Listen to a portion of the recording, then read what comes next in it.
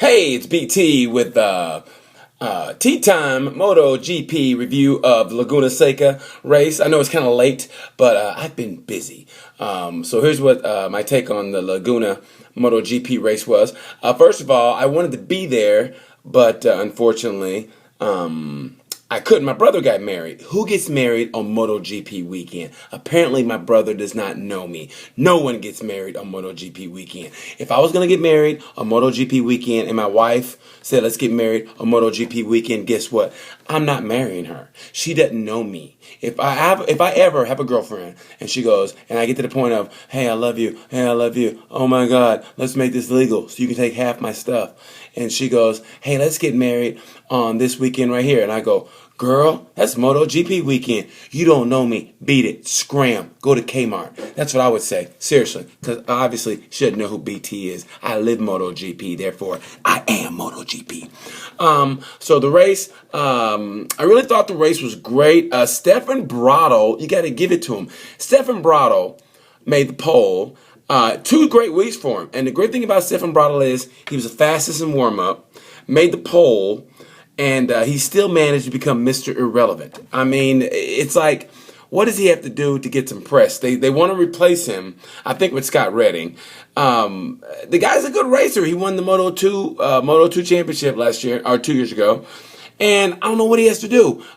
He raced a great race, but the whole time you just felt Marquez was going to catch him, and which he did. But you kind of knew he wasn't going to win. You just knew how Marquez was going to reel him in. Like, Marquez is going, okay, do this for the fans, and go. And that's what he did. So you got to give it to Bradl, man. Nobody gives him any props. On the press conference, if you watched, it was all Rossi and Marquez, and Bradl was like, what about me? I made pole. I made the podium. Hello. But congrats to Stefan Bradl. He did a great job. How about that? How about the bromance between Marquez and Rossi, which I think is great.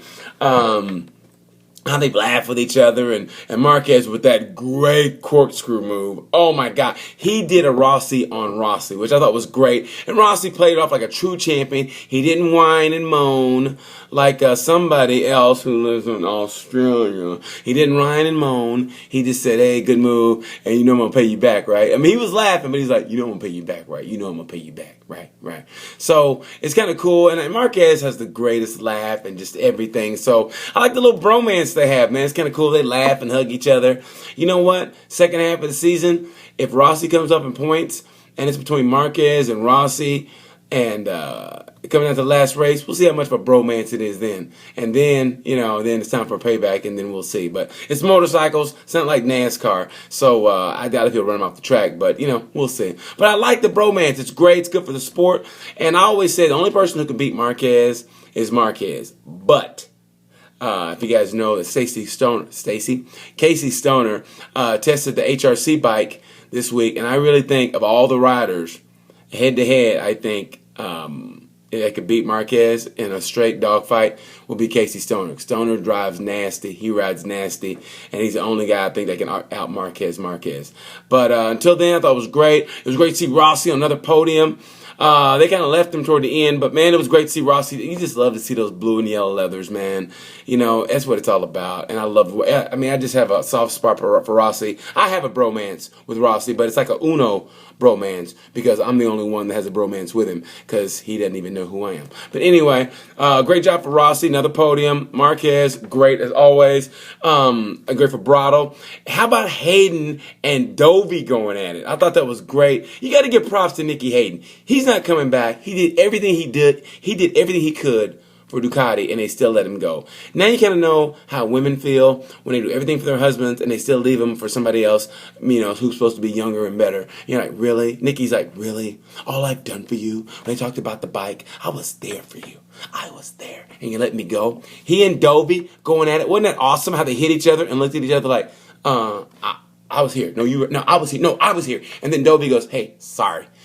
Like it's traffic at a Walmart parking lot. Hey, sorry. But I thought it was great. And, how they kind of did. And the look on Dovey's face explains the year in Ducati perfectly. And after that first test, if you saw his face, it was like, Oh my God, I owe Rossi an apology. I mean, that's how his face is. So I thought it was great to watch those two go at it, bang handlebars. It's not going the way Nikki wants, man. I kind of feel for Nikki, I really do. But hey, it's racing, you know. But it was a great race, banging handlebar. I can't wait for the second half of the season. Post another one up. Who knows? Maybe I'll post another one up on just racing in general. But it was great to see Hayden and Dovey going at it.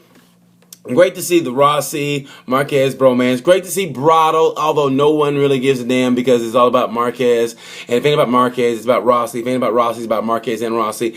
And you got to give it to Lorenzo and Pedrosa. Those guys, especially Pedrosa, I know the reputation he had, but man, that guy's tough. It just, revealed he had a broken collarbone and he raced. And they raced hard, he and Lorenzo. When they get healthy again, this second half of the season is going to be, it's going to be epic. And I mean epic. Epic is the new word. You know how the word for white girls is, it was amazing. Well, the new word for me is going to be epic. The second half of the season, epic. And I do mean epic. I mean, it's going to be good, hard racing. I want to see, as my buddy Scott Russell would say, I want to see him just stick that nose right up in there. You're not trying to make friends out there. You want friends, you go to Facebook. You just stick that nose right up in there and go for that number one. That's what you're trying to do, go for that number one. So I'm looking forward to that. Looking forward to Indianapolis. So the MotoGP weekend in Laguna, it was a great job by the guys. Nice to see everybody nice and safe. That's always the main thing.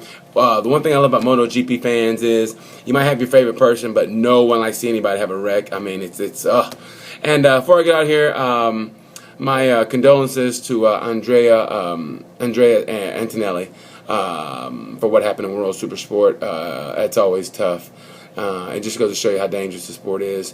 For what we love, all my fans here watching, we know we love the sport, and we know things like that can happen. So my condolences to the family and just all the racers, man. We love you guys. Even though you might have attitudes, we love you guys. We love the sport of motorcycle racing. And so condolences to him. Thanks, everybody, for watching. If you watch, give me a like or something on YouTube. This is new, so I know it's going to suck. So just embrace the suck. Hopefully it'll get better. Give me some pointers or whatever. Leave some comments, and maybe I'll do them. I got nothing else to lose. Nobody watches this but me and you. So thank you for watching. MotoGP, Laguna Seca. Great job, guys. As always, great to see Marquez #1, Rossi, another podium, and Stefan Brado, Mr. Irrelevant. Nice to see that. So looking forward to the second half of the season, and I'll give you my predictions. So who's going to win the championship. Thank you so much. It's Tea Time TV saying thank you and goodbye.